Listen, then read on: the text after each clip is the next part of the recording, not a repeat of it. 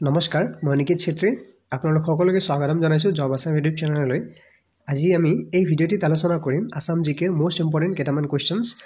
লগতে এই কোৱেশ্চনসমূহৰ লগত ৰিলেটেড যিবিলাক পইণ্ট আছে এইবিলাকো আমি বিতংভাৱে আলোচনা কৰিবলৈ ট্ৰাই কৰিম ইয়াৰে বেছিভাগ প্ৰশ্নসমূহ আগৰ বিভিন্ন ধৰণৰ এক্সামত আহি গৈছে গতিকে আশা কৰোঁ যদি আপোনালোকে ভিডিঅ'টি শেষলৈকে চাই তেন্তে নিশ্চয় লাভান্বিত হ'ব এতিয়া বলক ভিডিঅ'টি আৰম্ভ কৰোঁ First question আছে ভাৰতৰ মুঠ মাটিকালিৰ কিমান শতাংশ অসমে আগুৰি আছে What percent of total land area of India is covered by Assam So 2.39%, 3.29%, 5.5%, 6.6% So শুদ্ধ উত্তৰ হৈ যাব 2.39% So option A হৈ যাব correct answer ভাৰতৰ মুঠ মাটিকালিৰ 2.39 শতাংশ অসমে আগুৰি আছে ইয়াৰ লগতে এই ৰিলেটেড পইণ্ট সমূহ চাই যাব যে Assam covers 78,438 kilometer square অর্থাৎ মাইলত 30,285 square miles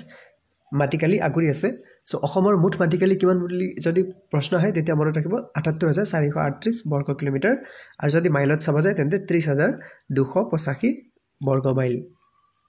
আৰু লগতে এটো মনত ৰাখিব যে অসমৰ 98.4% এৰিয়া কিন্তু ৰুৰাল হয় অসমৰ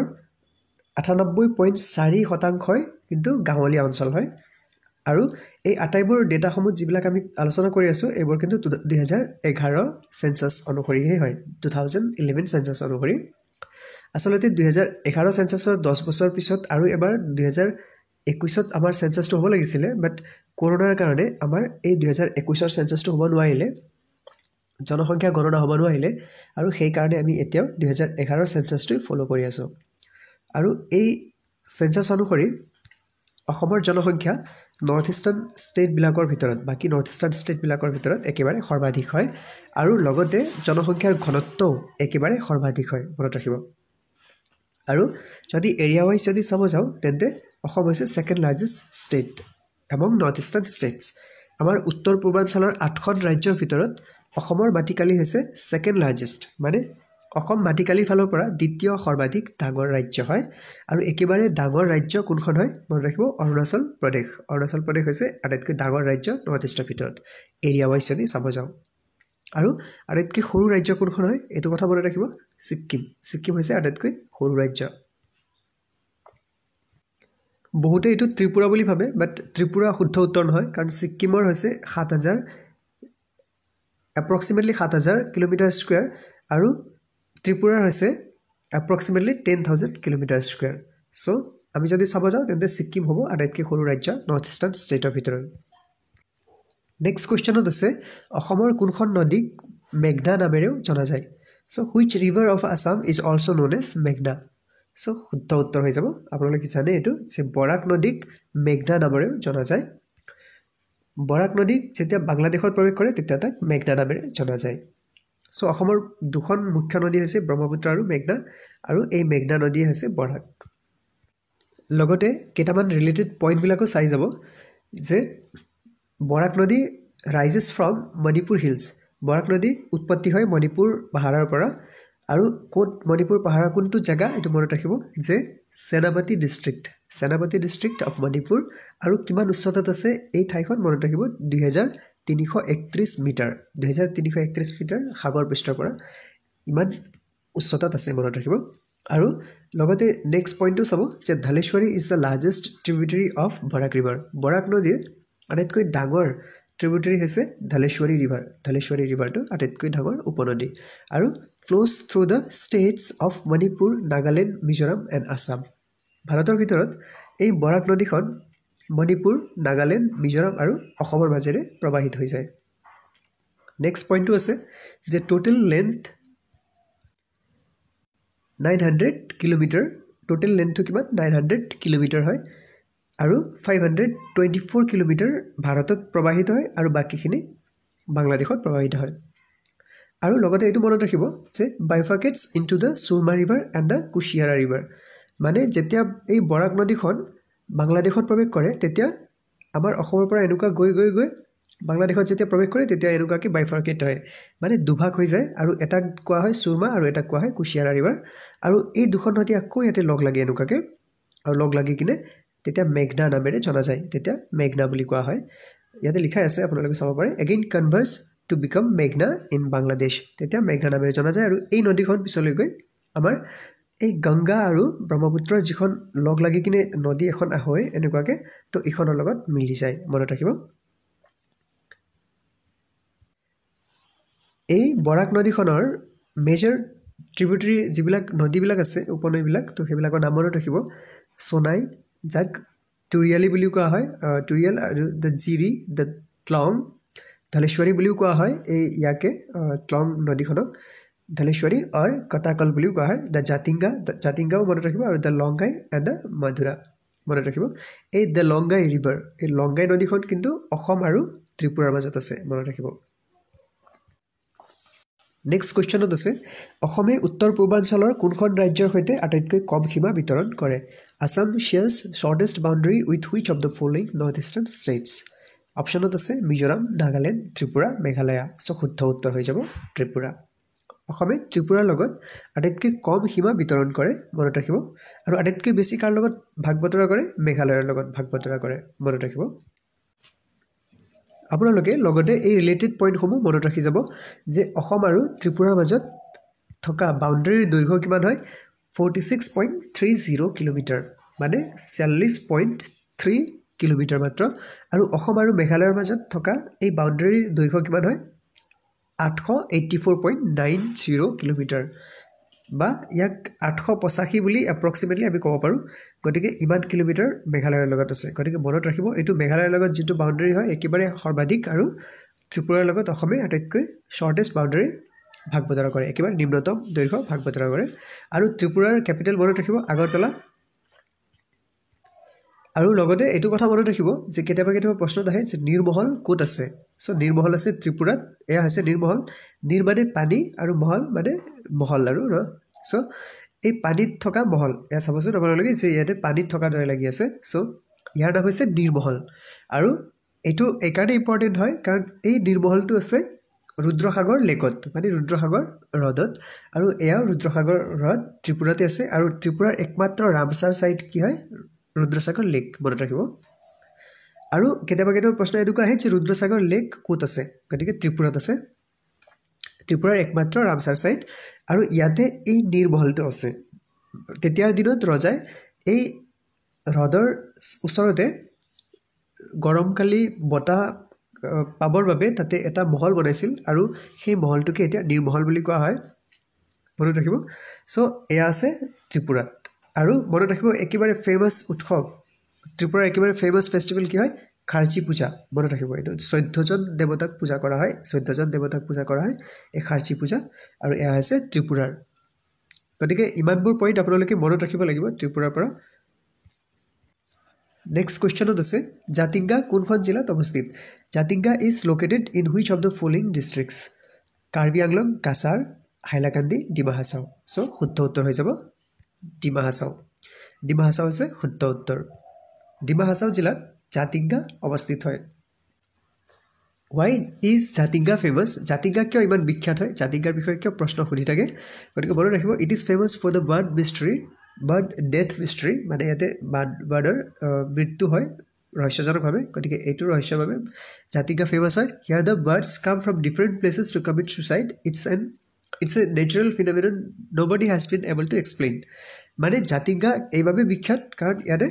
চৰাইবোৰৰ ৰহস্যজনকভাৱে মৃত্যু হয় আৰু ছুচাইড কৰে চৰাইবোৰে গতিকে এইটো আজিলৈকে কোনেও কিন্তু ভালকৈ এক্সপ্লেইন কৰিব পৰা নাই যে ৰিজনটো কি হয় গতিকে চৰাইবোৰে ৰাতি আকাশত খুব স্পীডত উৰে আৰু পক্ষী খুটা বা ৱালত খুন্দা মাৰি পক্ষীবিলাকে ছুচাইড কৰে বুলি বিশ্বাস কৰা হয় আৰু এই জাতিংগা ক'ত আছে ডিমা হাছাও জিলাত আছে আৰু ডিমা হাছাও জিলাক পূৰ্বতে কিন্তু নৰ্থ কাছাৰ হিলছ বুলি কোৱা হৈছিলে আগতে নৰ্থ কাছাৰ হিলছ বুলি কোৱা হৈছিলে ডিমা হাছাওক আজিকালি ডিমা হাছাও বুলি কোৱা হয় আৰু অসমৰ একমাত্ৰ হিল ষ্টেচন হাফলং এয়া আছে ডিমা হাছাও জিলাতে আৰু এই হাফলঙক স্কটলেণ্ড অফ আছাম বুলি কোৱা হয় গতিকে প্ৰশ্নত কেতিয়াবা সোধা দেখা যায় যে অসমৰ স্কটলেণ্ড বুলি কাক কোৱা হয় গতিকে হাফলঙক অসমৰ স্কটলেণ্ড বুলি কোৱা হয় মনত ৰাখিব আৰু হাফলং একমাত্ৰ অসমৰ হিল ষ্টেচন মানে যেনে আমাৰ Darjeeling hill station Coorg hill station Ooty hill station এনেকুৱা আছে ন চ' আমাৰ অসমৰো হিল ষ্টেচন হৈছে হাফলং নেক্সট কুৱেশ্যনত আছে অসমৰ কেইখন জিলাই ভূটানৰ সৈতে সীমা ভাগ বতৰা কৰে how many states of Assam share boundaries with Bhutan ভূটানৰ সৈতে কেইখন জিলাই ভাগ বতৰা কৰে সীমা চ' মনত ৰাখিব 5খন জিলাই সীমা ভাগ বতৰা কৰে আগতে কিন্তু 4খন আছিলে কিন্তু এতিয়া 5খন হৈ গৈছে কাৰণ মই কৈ আছো কাৰণটো কিয় আগতে মাত্ৰ আছিলে কোকৰাঝাৰ চিৰাং বাক্সা আৰু উদালগুৰি কিন্তু এতিয়া কি হৈছে তামুলপুৰক যেতিয়া জিলা হিচাপে ঘোষণা কৰিলে গতিকে তামুলপুৰেও বৰ্ডাৰ শ্বেয়াৰ কৰে গতিকে এতিয়া 4খন প্লাস আৰু এখন গতিকে 5খন জিলাই ভূটানৰ লগত সীমা ভাগ বতৰা কৰে ইয়াত দেখুৱাই দিছো যে 5 ডিস্ট্ৰিক্টস কোকৰাঝাৰ চিৰাং বাক্সা উদালগুৰি এণ্ড তামুলপুৰ এই 5খন জিলাই ভূটানৰ সৈতে সীমা ভাগ বতৰা কৰে Assam shares its international boundary with two countries এটো মনত ৰাখিব যে অসমে দুখন ৰাষ্ট্ৰৰ সৈতে নিজৰ আন্তঃৰাষ্ট্ৰীয় সীমা ভাগ বতৰা কৰে ভূটান আৰু বাংলাদেশৰ লগত এটো মোস্ট ইম্পৰ্টেন্ট হয় এটো আহিছিল যোৱাবাৰ এক্সামতো আহিছিল এটো কিবা এটা এক্সামত মই দেখা পাইছিলো এই প্ৰশ্নটো আৰু কাৰেন্সি ভূটানৰ কাৰেন্সি এতে মনত ৰাখিব সো ভূটান ইম্পৰ্টেন্ট হয় গতিকে ভূটানৰ কাৰেন্সি হৈছে ভূটানৰ মুদ্ৰাক গুলট্ৰাম বুলি কোৱা হয় এটো সাইলেন্ট কৰিব পাৰে আপোনালোকে গতিকে গুলট্ৰাম বুলি কোৱা হয় ভূটানৰ মুদ্ৰা আৰু ভূটানৰ ক্যাপিটেল হৈছে থিম্পু ভূটানৰ ৰাজধানী থিম্পু নেক্সট কোৱেশ্চন আছে প্ৰথম অসমীয়া চুটি গল্পৰ ৰচক কোন who is the first writer of Assamese short story জ্যোতিৰ্ণা দুৱাৰা লক্ষ্মীনাথ বেজবৰুৱা ভূপেন হাজৰিকা নানদ্দিছ সো শুদ্ধ উত্তৰ হৈ যাব লক্ষ্মীনাথ বেজবৰুৱা হৈছে অসমীয়া চুটি গল্পৰ প্ৰথমজন ৰচক সো লগতে আপোনালোকে এই ৰিলেটেড পইণ্ট বিলাক মনত ৰাখি যাব যে ফাৰ্স্ট পইণ্টত আছে Bezbaruah was honored by the title Rasaraj on 29 December 1931 by Assam Sahitya Sabha so অসম সাহিত্য সভাৰ এই অসম সাহিত্য সভাই 1931 চনত শিৱাসাগৰ অধিৱেশন আছিল শিৱাসাগৰত অনুষ্ঠিত হোৱা এই অসম সাহিত্য সভাৰ অধিৱেশনে লক্ষ্মীনাথ বেজবৰুৱাক 29 ডিসেম্বৰ 1931 চনত ৰসৰাজ উপাধিৰে সন্মানিত কৰিছিল সো কেতিয়াবা এটো প্ৰশ্নত খুদে যে কেতিয়া লক্ষ্মীনাথ বেজবৰুৱাক ৰসৰাজ উপাধিৰে সন্মানিত কৰা হৈছিল সো মনত ৰাখিব 1931 চনত শিৱাসাগৰ অধিৱেশনত নেক্সট পইণ্টত আছে বেজবৰুৱা's first short story was Litikai Bezbaroa দেৱৰ প্ৰথমখন চুটি গল্প কি আছিল লিটিকাই আৰু এ হৈছে প্ৰথম অসমীয়া চুটি গল্প which was published in the first issue of Jonaki magazine 1889 গতিকে এই 1889 ত আমাৰ প্ৰথমখন জোনাকী ম্যাগাজিন যেতিয়া প্ৰকাশ পাইছিলে জোনাকী আলোচনী কেতিয়া প্ৰকাশ পাইছিলে 1889 চনত আৰু এই প্ৰথমখন আলোচনীতেই লক্ষ্মীনাথ বেজবৰুৱাৰ লিটিকাই নামৰ চুটি গল্প প্ৰকাশ পাইছিলে গতিকে মনত ৰাখিব এয়া খুব ইম্পৰ্টেন্ট পইণ্ট হয় আৰু বেজবৰুৱা দেৱৰ আত্মজীৱনীখনৰ নাম কি মোৰ জীৱন সোঁৱৰণ অটোবায়োগ্ৰাফি কি হয় মোৰ জীৱন সোঁৱৰণ আৰু বেজবৰুৱা দেৱে কেতিয়া কোনখন অধিৱেশনত সভাপতিত্ব কৰিছিল অসম সাহিত্য সভাৰ কথা কৈ আছো সো এয়া হ'ব 1924 চনত গুৱাহাটী অধিৱেশনত সভাপতিত্ব কৰিছিল এটো কিন্তু ইম্পৰ্টেন্ট কোৱেশ্চন হয় এটো আহি থাকে কিন্তু পৰীক্ষাত নেক্সট কোৱেশ্চনত আছে প্ৰথম অসমীয়া ছপা পুথি কোনখন which is the first printed Assamese book অসমীয়াত ছপা কৰি উলিওৱা প্ৰথমখন কিতাপ আছিল ধৰ্ম পুস্তক বুলি কোৱা হৈছিল আৰু এয়া হৈছে বাইবেলৰ অসমীয়া অনুবাদ মনত ৰাখিব ধৰ্ম পুস্তক the Assamese version of the Bible বাইবেলৰ অসমীয়া অনুবাদ আছিল ধৰ্ম পুস্তক আৰু এয়া অনুবাদ কৰি কৰিছিল আত্মাৰাম শৰ্মাদেৱে অনুবাদ কৰিছিল মনত ৰাখিব আৰু এয়া কেতিয়া প্ৰকাশ পাইছিল মনত ৰাখিব 1813 খ্ৰীষ্টাব্দত 1813 চনত এয়া ছপা কৰি উলিওৱা হৈছিল ধৰ্ম পুস্তক আৰু এয়া আছিল প্ৰথমখন অসমীয়া ছপা পুথি নেক্সট কোৱেশ্চনত আছে অৰুণোদয় কাকতখনৰ প্ৰথম সম্পাদক কোন আছিল who was the first editor of Orunodoi Chandrakumar Agarwala Lakshminath Bezbaruah Nathan Brown Hemchandra Goswami so শুদ্ধ উত্তৰ হৈ যাব নাথান ব্ৰাউন আছিল অৰুণোদয় কাকতখনৰ প্ৰথমজন সম্পাদক আৰু অৰুণোদয় প্ৰকাশ পাইছিল কেতিয়া 1846 চনত মানে 1846 চনত আৰু কোৰ পৰা প্ৰকাশ পাইছিল শিৱসাগৰৰ পৰা প্ৰকাশ পাইছিল মনত ৰাখিব আৰু এহে আছিল ফাৰ্স্ট অসমীয়া ম্যাগাজিন মানে প্ৰথম অসমীয়া আলোচনী কি হয় অৰুণোদয় মনত ৰাখিব 1846 চনত প্ৰকাশ পাইছিল নেক্সট কোৱেশ্চনত আছে কোনখন ৰাষ্ট্ৰীয় উদ্যানক পূবৰ আমাজন বুলি কোৱা হয় which one national park is called the Amazon of East পূবৰ আমাজন বুলি দিহিং পাটকাই ৰাষ্ট্ৰীয় উদ্যানক কোৱা হয় দিহিং পাটকাই হৈছে ৰাষ্ট্ৰীয় উদ্যান আৰু এয়া এটা ৰেইন ফৰেষ্ট হয় মনত ৰাখিব ৰেইন ফৰেষ্ট হয় আৰু এমাজন এটা ৰেইন ফৰেষ্ট আৰু এমাজন যেনেকুৱা ঘন হাবি তেনেকুৱা দিহিং পাটকাই এটা ঘন হাবি সেয়েহে আমি এনেকুৱা তুলনা কৰি কিনে দিহিং পাটকাইক পূবৰ এমাজন বুলি কওঁ মনত ৰাখিব আজিকালি দিহিং পাটকাইক ৰাষ্ট্ৰীয় উদ্যান বুলি কোৱা হয় কিন্তু একচুৱেলি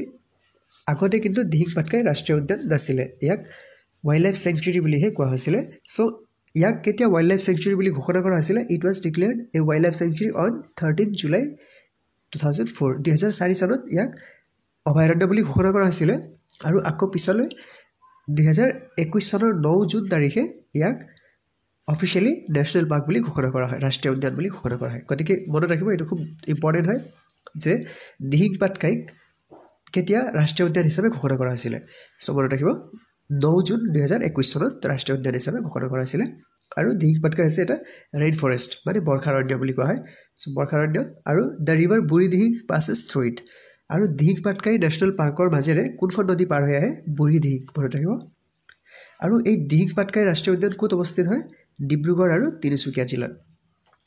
আৰু লগতে এইটো কথা মনত ৰাখিব যে দিহিং পাটকাই অসমৰ 7th ৰাষ্ট্ৰীয় উদ্যান হয় মানে 7ম ৰাষ্ট্ৰীয় উদ্যান হয় আৰু 6ম হৈছে ৰায়মনা ৰাষ্ট্ৰীয় উদ্যান কোকৰাঝাৰত আছে নেক্সট কুৱেশ্যনত আছে কোনটো শোধানগৰক অসম চুক্তি শোধানগৰ বুলি কোৱা হয় which one refinery is called as the Assam accord refinery so' শুদ্ধ উত্তৰ হৈ যাব নুমলীগড় ৰিফাইনেৰী নুমলীগড় শোধানগৰক অসম চুক্তি শোধানগৰ বুলি কোৱা হয় কাৰণ এই নুমলীগড় শোধানগৰটো অসম চুক্তিৰ মতে স্থাপন কৰা হৈছিলে লগতে ৰিলেটেড পইণ্টসমূহ মনত ৰাখি যাব যে নুমলীগড় শোধানগৰ ক'ত অৱস্থিত হয় গোলাঘাট জিলাত অৱস্থিত আৰু অসম চুক্তি কেতিয়া ছাইন কৰা হৈছিলে 1985 চনত 15 আগষ্ট তাৰিখে ছাইন কৰা হৈছিলে মনত ৰাখিব আৰু যেতিয়া অসম চুক্তি স্বাক্ষৰিত হৈছিলে তেতিয়া ভাৰতৰ প্ৰধানমন্ত্ৰী কোন আছিল কেতিয়াবা প্ৰশ্ন হ'ব পাৰে এনেকুৱা গতিকে ৰাজীৱ গান্ধী আছিল ভাৰতৰ প্ৰধানমন্ত্ৰী যেতিয়া অসম চুক্তি স্বাক্ষৰিত কৰা হৈছিলে নেক্সট কুৱেশ্যনত আছে অসমৰ সাক্ষৰতাৰ হাৰ কিমান what is the literacy rate of Assam so' শুদ্ধ উত্তৰ হৈ যাব 72.19% হৈছে অসমৰ সাক্ষৰতাৰ হাৰ আৰু এয়া কিন্তু 2011 চেঞ্চাছৰ অনুসৰিহে কোৱা হয় মনত ৰাখিব নেক্সট কুৱেশ্যনত আছে অসমে কোন দুখন দেশৰ সৈতে আন্তৰ্জাতিক সীমা ভাগ বতৰা কৰে Assam shares its international boundary with Bhutan আৰু ম্যানমাৰ ভূটান আৰু বাংলাদেশ নেপাল আৰু ভূটান বাংলাদেশ আৰু ম্যানমাৰ চ' শুদ্ধ উত্তৰ হৈ যাব ভূটান আৰু বাংলাদেশ অসমে ভূটান আৰু বাংলাদেশৰ সৈতে আন্তৰ্জাতিক সীমা ভাগ বতৰা কৰে মই অলৰেডি ক'লোৱে আগতে ডিছকাছ কৰিছোঁৱে কিন্তু তথাপি মনত ৰাখিব এইটো প্ৰশ্ন আকাৰত সোধা হৈছে গতিকে ভূটান আৰু বাংলাদেশৰ সৈতে অসমে আন্তৰ্জাতিক সীমা ভাগ বতৰা কৰে নেক্সট কুৱেশ্যনত আছে দ্বিতীয় অসমীয়া কথাছবি ইন্দ্ৰমালতী মুক্তি পাইছিল second Assamese film Joymoti was actually এইটো জয়মতী নহয় ইন্দ্ৰমালতী চৰি এইটো so' Indramalati was released in the year মনত ৰাখিব 1939 চনত প্ৰকাশ পাইছিলে এই ইন্দ্ৰমালতী মুক্তি পাইছিলে আৰু ইয়াক কোনে পৰিচালনা কৰি উলিয়াইছিল আমাৰ ৰূপকোঁৱৰ জ্যোতিপ্ৰসাদ আগৰৱালাদেৱে মুক্তি দিছিলে ইয়াক নিৰ্মাণ কৰি উলিয়াইছিলে মনত ৰাখিব আৰু প্ৰথম অসমীয়া ছবি হৈছে জয়মতী আৰু এয়া প্ৰকাশ পাইছিলে 1935 চনত আৰু ঠিক 4 বছৰ পিছতে ইন্দ্ৰমালতী প্ৰকাশ পাইছিলে দ্বিতীয়খন ছবি যেতিয়া জয়মতী প্ৰকাশ পাইছিলে তেতিয়া কিন্তু জ্যোতিপ্ৰসাদ আগৰৱালাদেৱৰ খুব লছ হৈছিলে ফাইনেন্সিয়েলি যদি ক'বলৈ যাওঁ খুব লছ হৈছিলে কিন্তু পিছলৈ যেতিয়া 1939ত যেতিয়া দ্বিতীয়খন ছবি মুক্তি পাইছিল ইন্দ্ৰমালতী তেতিয়া কিন্তু ভাল ব্যৱসায় কৰিবলৈ সক্ষম হৈছিলে নেক্সট কুৱেশ্যনত আছে মানাহ ৰাষ্ট্ৰীয় উদ্যান কেতিয়া ইউনেস্কো বিশ্ব ঐতিহ্য ক্ষেত্ৰ হিচাপে ঘোষণা কৰা হৈছিলে when was Manas National Park declared as UNESCO World Heritage Site so শুদ্ধ উত্তৰ হৈ যাব 1985 চনত 1985 চনত মানাস ৰাষ্ট্ৰীয় উদ্যানক ইউনেস্কো ৱৰ্ল্ড হেৰিটেজ সাইট হিচাপে ঘোষণা কৰা হৈছিল আৰু এই মানাস ৰাষ্ট্ৰীয় উদ্যানক যেতিয়া ঘোষণা কৰা হৈছিল তেতিয়া কাজিৰঙাকো ঘোষণা কৰা হৈছিল গতিকে অসমত বৰ্তমানলৈকে দুখনে ইউনেস্কো ৱৰ্ল্ড হেৰিটেজ সাইট আছে এখন হৈছে কাজিৰঙা আৰু এখন হৈছে মানাস ৰাষ্ট্ৰীয় উদ্যান আৰু এই দুয়োখনকে একেটা বছৰতে ঘোষণা কৰা হৈছিল আৰু এই মানাস ৰাষ্ট্ৰীয় উদ্যান ক'ত অৱস্থিত বাক্সা আৰু চিৰাং জিলাত অৱস্থিত মনত ৰাখিব নেক্সট কুৱেশ্যনত আছে অসমৰ একমাত্ৰ ৰামসাৰ জলাভূমি কি which one is the only Ramsar lake in Assam so' শুদ্ধ উত্তৰ হৈ যাব দীপৰ বিল হৈছে অসমৰ একমাত্ৰ ৰামসাৰ জলাভূমি মনত ৰাখিব আপোনালোকে লগতে এইটো মনত ৰাখিব যে what is Ramsar site so' Ramsar site মানে কি হয় এইটো জানিব লাগিব গতিকে ইৰাণত এটা ৰামসাৰ নামৰ জাগা আছে চ' এই ৰামসাৰত 2 ফেব্ৰুৱাৰী 1971 চনত এটা কনভেনশ্যন হৈছিলে এটা চুক্তি হৈছিলে ইয়াতে বিভিন্ন দেশৰ মানুহবোৰ আছিলে গতিকে ইয়াত হোৱা এই চুক্তিৰ মতে ইণ্টাৰনেশ্যনেল ৱেটলেণ্ড সংৰক্ষণ কৰাৰ বাবে কিছুমান ঠাইক ৰামছাৰ ছাইট বুলি ঘোষণা কৰা হৈছিলে আৰু এই কনভেনশ্যন যিটো হৈছিলে এয়া ইৰাণৰ ৰামছাৰত হৈছিলে গতিকে সেই ঠাইবোৰক ৰামছাৰ ছাইট বুলি কোৱা হয় ৰামছাৰ ঠাই বুলি কোৱা হয় আৰু এই কনভেনশ্যনক দ্য কনভেনশ্যন অন ৱেটলেণ্ডছ বুলি কোৱা হয় আৰু সেয়েহে 2 ফেব্ৰুৱাৰী তাৰিখে ইণ্টাৰনেশ্যনেল ৱেটলেণ্ড ডে পালন কৰা হয় মনত ৰাখিব এইটো কিন্তু এক্সামত আহিছিল এছএছচিৰ এক্সামত যে ইণ্টাৰনেশ্যনেল ৱেটলেণ্ড ডে কেতিয়া পালন কৰা হয় গতিকে 2 ফেব্ৰুৱাৰী তাৰিখে পালন কৰা হয় আৰু আমাৰ অসমত একমাত্ৰ ৰামছাৰ ছাইট কি হয় দীপৰ বিল মনত ৰাখিব আৰু নেক্সট পইণ্টটো মনত ৰাখিব যে as of 2023 the total Ramsar sites in India are 75 বৰ্তমান 2023 বৰ্ষলৈকে 75টা ৰামছাৰ ছাইট আছে ইণ্ডিয়াৰ ভিতৰত আৰু যদি ভাৰতৰ কোনখন ৰাজ্যত সৰ্বাধিক ৰামছাৰ ছাইট আছে বুলি যদি সোধে তেতিয়াহ'লে তামিলনাডুত 14খন ৰামছাৰ ছাইট আছে আৰু পিছত উত্তৰ প্ৰদেশত 10খন আছে উত্তৰ প্ৰদেশ ছেকেণ্ড নম্বৰত আহে মনত ৰাখিব নেক্সট কুৱেশ্যনত আছে কোনে প্ৰথমে ৰামায়ণখন অসমীয়ালৈ অনুবাদ কৰিছিল who translated Ramayana into Assamese first so' Madhav Kandali এইটো আটাই জানে চ' মাধৱ কন্দলী প্ৰথমে অসমীয়ালৈ বাল্মীকি ৰামায়ণ অনুবাদ কৰিছিল তেতিয়া কিন্তু 5টা মাত্ৰ কাণ্ড আছিল 5টা কাণ্ড কিন্তু পিছলৈ শংকৰদেৱ আৰু মাধৱদেৱৰ দ্বাৰা 2খন কাণ্ড ইনক্লুড কৰি এতিয়া 7টা কাণ্ড বনোৱা হৈছে মাধৱদেৱে আদিকাণ্ড অসমীয়ালৈ অনুবাদ কৰিছিল মনত ৰাখিব আৰু শংকৰদেৱে উত্তৰাকাণ্ড ইনক্লুড কৰিছিল গতিকে বৰ্তমান 7খন কাণ্ড আছে ৰামায়ণত গতিকে আপোনালোকক অশেষ ধন্যবাদ আপোনালোকে ভিডিঅ'টি শেষলৈকে চালে আৰু ভিডিঅ'টি চাই আপোনাৰ অকমানো যদি সহায় হৈছে তেন্তে নিজৰ ভাই বন্ধুসকলৰ সৈতে শ্বেয়াৰ কৰিব যাতে তেওঁলোকৰ সহায় হয় যিসকলে এক্সামৰ বাবে প্ৰিপাৰেশ্যন কৰি আছে তেওঁলোকৰ সৈতে শ্বেয়াৰ কৰক ভিডিঅ'টি আৰু thank you so much keep learning keep studying keep shining thank U